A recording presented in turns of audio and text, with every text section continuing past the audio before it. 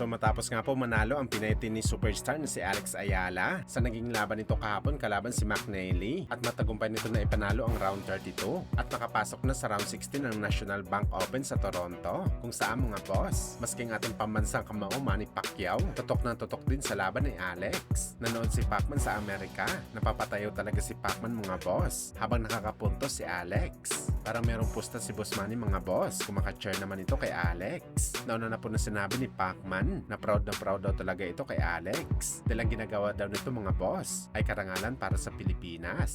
At merong dugong palaban talaga si Alex. Kahit bumabagsak na daw, bumabangon pa rin at nagawa pa rin ito ipanalo ang laban. Yan daw talaga ang pusong Pinoy. Palagi daw siya nakasuporta kay Alex sa bawat laban nito. Hindi daw kasi matutumbasan ng karangalan ang dala ni Alex sa Pilipinas.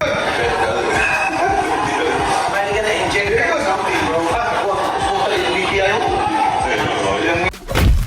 Samantala speaking sa laban ni Alex mga boss, ang makakalaban nito sa round 16 na gaganapin sa Lunes na sa Belenda Beach. Talaga masasabi natin mga boss na isang terror ito sa bakbakan. Hindi lang ito halimaw mga idol dahil top rated ito sa women's tennis. Pero halimaw din ito sa pagbanat ng mga boxing fans na maingay sa court. Sa katunayan nito mga boss, sa isa sa mga laban nito nakita na nakikipagbaragan si Beach ang mga boxing fans ng kanyang kalaban. Inaasar nito mga boss at nag-dirty finger pa. Kaya hindi talaga natin ma-imagine mga boss ang mangyayari sa Lunes sa laban nito kay Alex Ayala. Lalo pa yan na-expect natin mga idol na mapupuno talaga ng mga Pinoy audience ang center court sa laban nito kay Alex. Ang titindi pa naman mga idol ng mga Pinoy boxing fans makasigaw para ipakita ang suporta nila sa Pinay tennis superstar. At aasahan natin mga boss na kung magkaguluman, hindi talaga papayag ang mga kababayan natin sa asarang kalaban si Binay. Tandaan natin mga boss, basta Pinoy talagang lumalaban.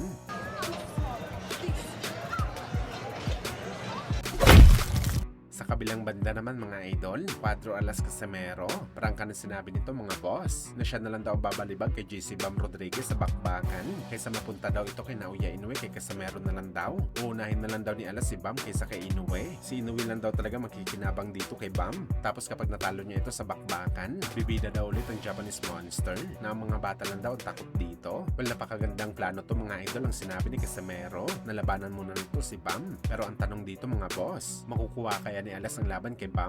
Lalo pa wala naman ito hinawakan na titulo sa dibisyon. Malamang kapag tinanong ang kampo ni Bam para sa laban kay Casimero, ganito rin ang sasabihin nila mga boss. Bakit pa ba nila papalagan si Alas? Na wala naman sila mapapala dito? Kung andyan naman si Inoue na paldong-paldo si Bam sa pera. Ano sa tingin niyo dito mga boss?